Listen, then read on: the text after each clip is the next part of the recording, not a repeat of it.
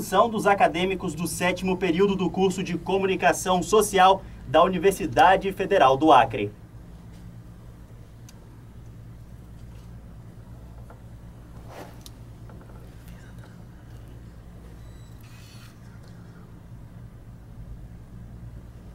Olá, muito boa noite. Eu sou Wesley Moraes e junto com José Franco vamos mediar este debate que tem como tema liberdade de imprensa no Acre. Aqui no estúdio da UFAC Rádio Web, dois convidados, os jornalistas Altino Machado e Leonildo Rosas. Altino Machado é acreano de Cruzeiro do Sul e já escreveu para vários jornais impressos, entre eles, o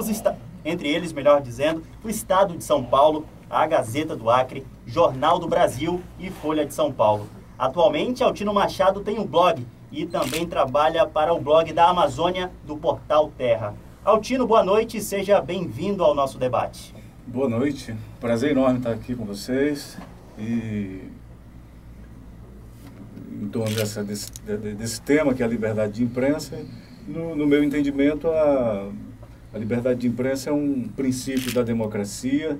Ela é exercida de modo amplo, restrito, de acordo com os regimes políticos, ou seja, ela se amolda às circunstâncias históricas e políticas de cada contexto. Então, é um tema, digamos, universal que a gente vai tratar aqui.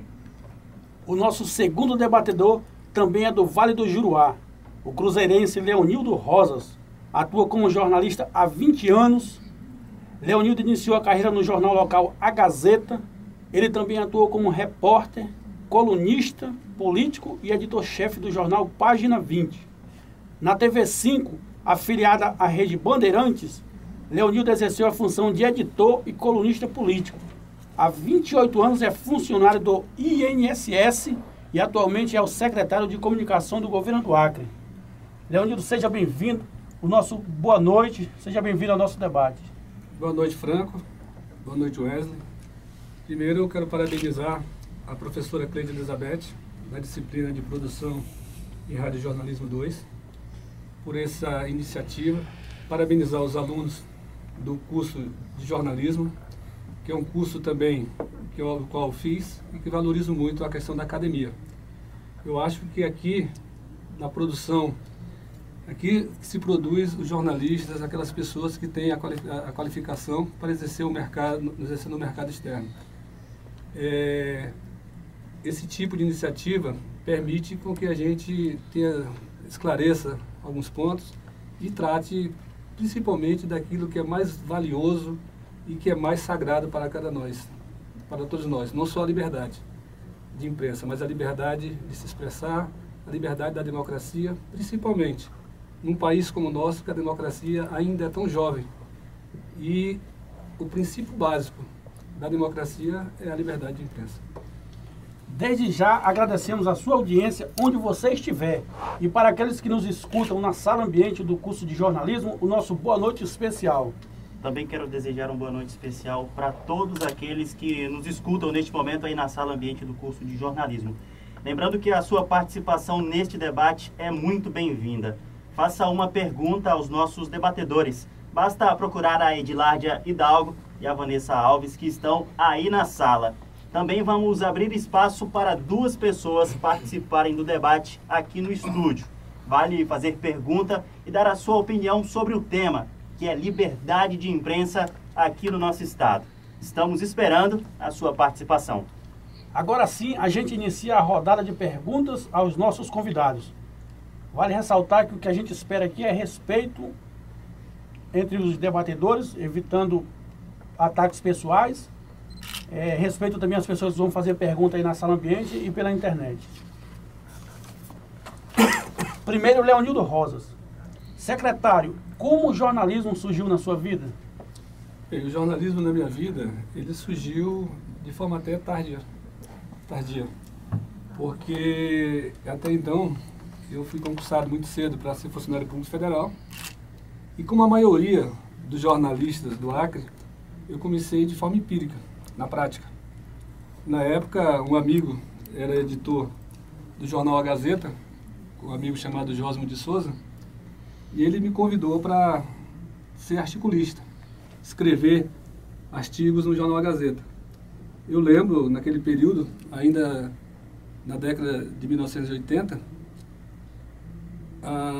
alguns artigos que na época eu escrevi, como é o tema que está sendo colocado aqui agora, era de certa forma censurado.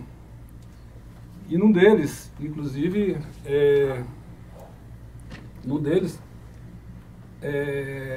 o governante na época, né, fez ameaças aos donos do veículo de comunicação, ao editor, e aí a gente foi aprofundando, gostando mais da profissão, e veio a fundação do jornal Página 20.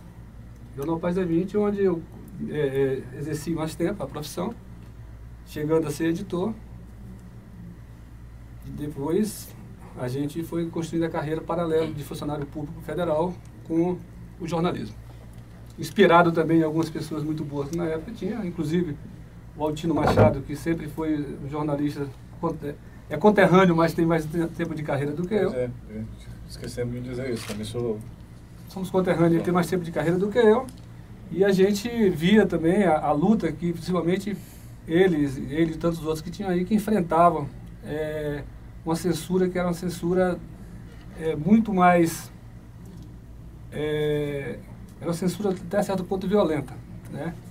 E a gente trabalhou junto em algum período, né, nesse confronto de mudança do nosso Estado. Essa mesma pergunta a gente também repassa para Altino Machado. Como foi seu início na profissão, Altino? Eu cheguei em Rio Branco, eu vim de Cruzeiro do Sul, assim como a família do Léo, e vim depois, ele veio primeiro para Rio Branco do que eu, mas eu cheguei aqui em dezembro de 79. E aí fui estudar no Colégio Acreano, no antigo SESEM e tal. E em todos esses lugares eu fiz jornal na escola, usando mimeógrafo, né? Eu comecei fazendo jornal na escola.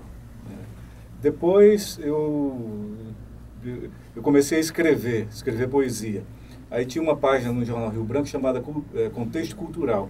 Era uma página escrita pelo professor Clodomir Monteiro da Silva.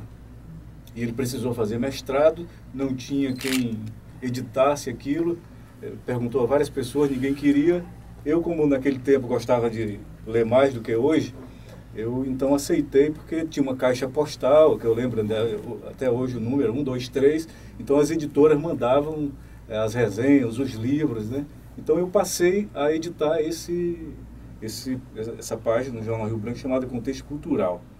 E fiquei algum tempo.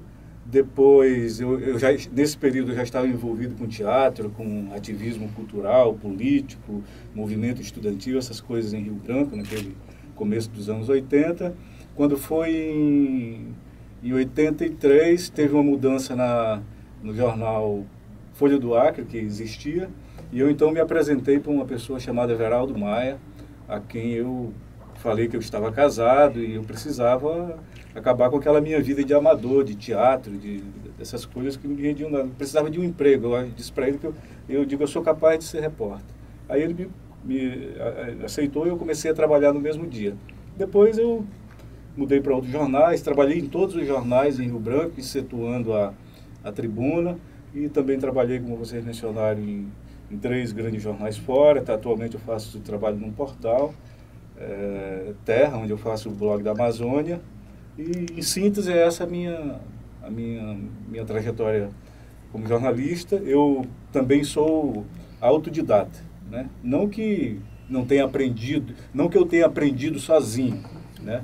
Mas eu não recebi uma formação acadêmica, como vocês hoje gozam do privilégio disso aqui na Universidade Federal do Acre.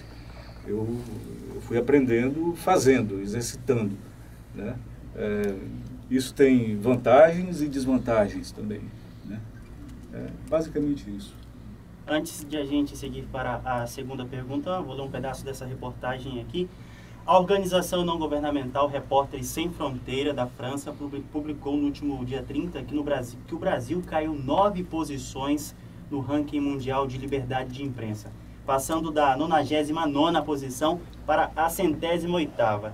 Na lista composta por 179 países, o Brasil ficou atrás ainda dos países sul-americanos, Argentina, Chile, Paraguai e Peru. Os elementos analisados pela instituição para avaliar o grau de liberdade dos veículos de imprensa vão desde a violência contra os jornalistas até a legislação do setor. A morte de 5 jornalistas brasileiros registradas em 2012 foi um fator que contribuiu para o país ter perdido posições no ranking mundial. Faço essa pergunta para você, Altino. Alguma vez você já foi censurado? Não, eu nunca fui censurado. Eu acho que... não, nunca fui censurado. Houve... Às vezes, se você está trabalhando num jornal e o que você produz, escreve, não interessa ao dono do jornal, eu não considero que isso seja censura, né? A censura, ela tem um outro viés mais autoritário, mais verticalizado, né? Então, assim, eu não lembro de que eu tenha sido censurado. Sempre que alguma que não dava para fazer ali, o meu blog é isso. Quando eu vi que eu não dava para mim fazer nos jornais como eu queria, ou como merecia ser narrado alguma coisa, eu passei a fazer o blog.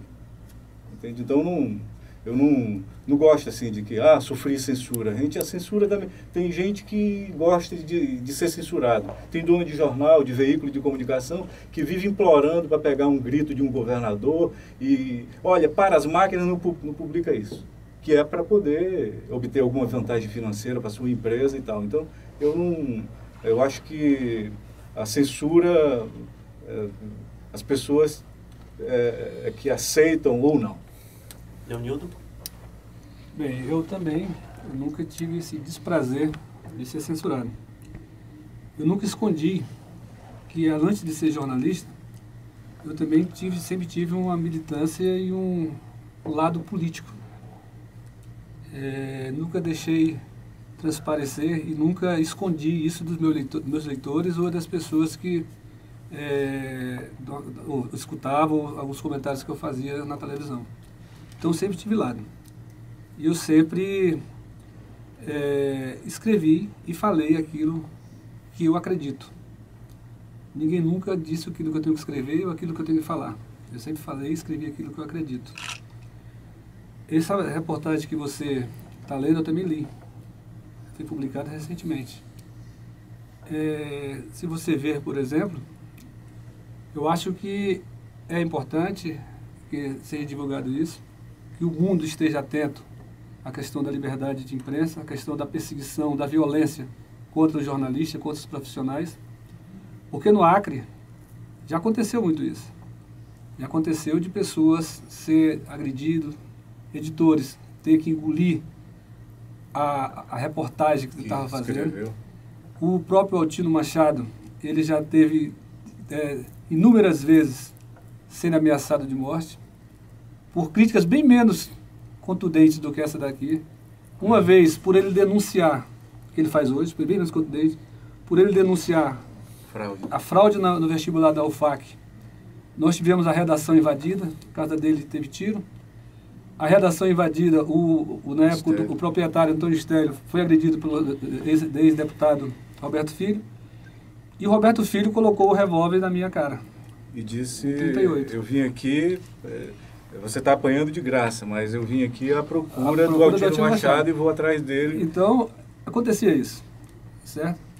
Acontecia isso. Então, eu nunca... E ele falou o seguinte, se sair amanhã alguma coisa, eu volto aqui. Nós colocamos ele na capa do jornal. Ele não voltou. Mas a história se encarrega dos violentos. Se encarrega dessas pessoas que procuram fazer o mal. E o vestibular foi anulado. O vestibular foi anulado e ele está preso. Ele e tantos outros que fizeram maldade contra os profissionais do Acre. Secretário, a gente pode afirmar que existe liberdade de imprensa entre os veículos de comunicação aqui no Acre? Bem, o Altino, que ele colocou muito bem claro a questão quando a gente fala que não há censura, que não há... ninguém dita as regras editoriais, está bem claro que há liberdade de imprensa. Agora, os veículos de comunicação são empresas. Quem decide a sua linha editorial são os proprietários. Eu estou há 1 ano e 6 meses como secretário de comunicação. Você, Wesley, por exemplo, além de ser, apesar de ser acadêmico, é um dos rapazes que trabalha na emissora aqui que tem a maior audiência. Quantos prêmios você recebeu? Você pode perguntar para o seu editor lá, por exemplo, quantos telefonemas ele recebeu do secretário de comunicação ou de algum de governo para dizer o que deve sair ou o que não deve sair. Eu acho que criou-se mitos no Acre. Algumas pessoas querem ou dizem para os seus funcionários que são censurados provavelmente, e não tem verdade, provavelmente porque querem esconder alguma coisa. Não querem encarar a verdade. O nosso governo é um governo que trabalha a informação com transparência, não procura censurar e não vai censurar nunca. A gente quer apenas que trabalhe com a verdade. Que alguma informação contra a gente, que nós sejamos ouvidos. Se há alguma denúncia, que nós sejamos ouvidos. Mas é a orientação do governador Tião Viana, que é um democrata, nasceu politicamente dentro do Congresso Nacional, onde se exerce a democracia plena, que nós também trabalhemos com a democracia. Eu acho que nós vivemos num país que lutou tanto pela democracia, por que a gente vai censurar? Agora, nós não ditamos regra editorial de veículo de comunicação nenhuma. Até porque, Wesley Franco, não tem como a gente ser. Qualquer um de vocês, qualquer uma das pessoas que estão ouvindo aqui, é um veículo de comunicação. Você pega o Facebook, estou vendo aqui a página do Facebook, você difunde para o mundo. Tem um blog. Como é que você pode ir tentar cercear a liberdade através dos veículos de comunicação tradicionais, se o mundo hoje está se vendo, se todo mundo pode... todo mundo, na verdade, tem o seu veículo de comunicação próprio, através de Facebook, Twitter, blogs. Então, acho que nós temos que estar atentos e ligados na modernidade, sabe? Se a gente não se preparar para as novas mídias, para o que está acontecendo, se a gente fechar os olhos e acreditar que é apenas os veículos de comunicação tradicionais que vão informar, que vão conversar com a sociedade, aí a gente está vendido no lance e a gente não está preparado para aquilo que a gente se propõe a fazer. Se você me permite ainda considerar sobre isso, é o seguinte, a questão da liberdade no Brasil e no Acre, né? Você vê, o PT, no plano nacional, por exemplo, ele não domina a mídia, né? Que permanece controlada por grupos conservadores. E assim o partido ele tem sofrido críticas, ouvido contraditório e sabido dialogar e enfrentar o debate, o que o faz permanentemente forte no país, né? Apoiadores do partido, ante a crítica da grande imprensa, eles chegam até a criticar com virulência a mídia tradicional, conservadora, de golpista, etc. No Acre eu não digo que haja censura, mas não é só o PT, os governos no Acre, e o PT decepciona por agir do mesmo modo, eles desenvolvem sempre um processo de sufocamento da imprensa local. Não é a censura, é o sufocamento, né?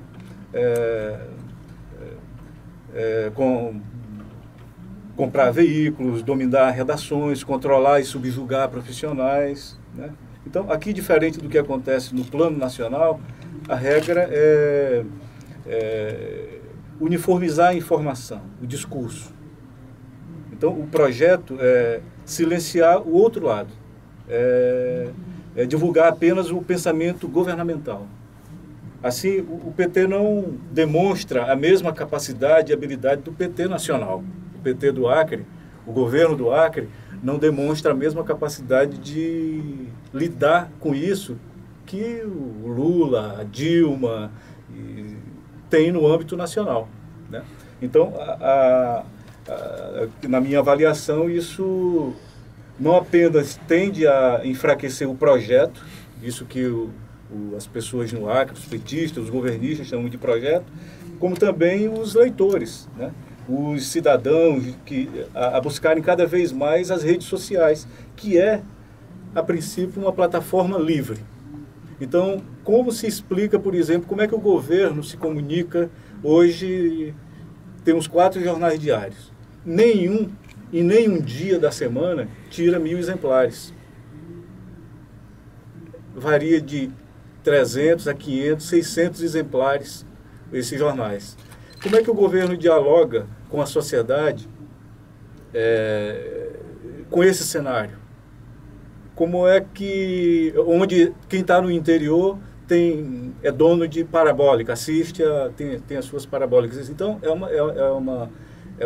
um quadro complicado para lidar tanto do governo como a sociedade, né? Então, há um enfraquecimento dessas mídias. Você vê, os jornais de Rio Branco, eles circulam, os 4 jornais de Rio Branco, que custam caro, o governo paga, o governo tem um orçamento, o Léo pode confirmar ou não, se é esse valor ou não, mas há uma previsão orçamentária de 13 milhões para gasto com mídia.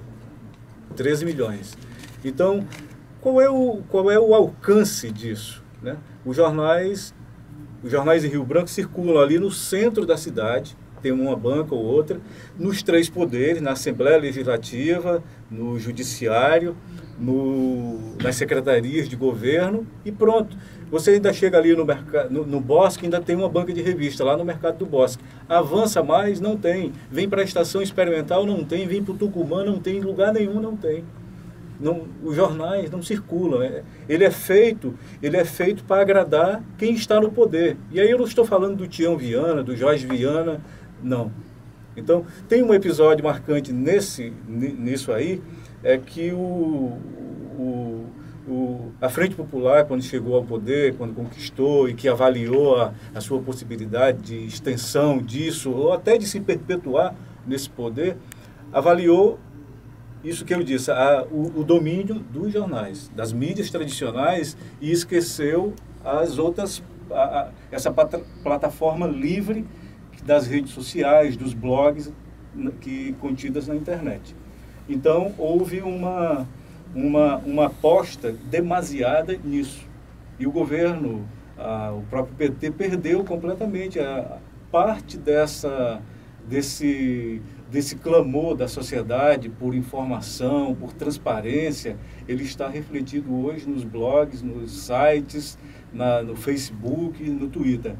Então, tem um episódio marcante que isso foi me contado pelo Antônio Alves, que era secretário do Jorge Viana, e nas primeiras conversas ali de composição, de ver como é que ia lidar com a mídia, havia uma expectativa de que haveria arejamento desse ambiente midiático no Acre, que o PT agiria de modo diferente. Aí, conta o Toinho, na conversa com o atual senador Jorge Viana, e ele era então o governador. O governador pegou um jornal que estava em cima da mesa, o jornal A Gazeta, segurou assim na mão e disse, mostrou para ele e disse, você acha que isso aqui é imprensa? Perguntou para o Toinho. Ele disse, isso aqui não é... E respondeu, o próprio Jorge, isso aqui não é imprensa não, isso aqui é política, eu vou tratar como política.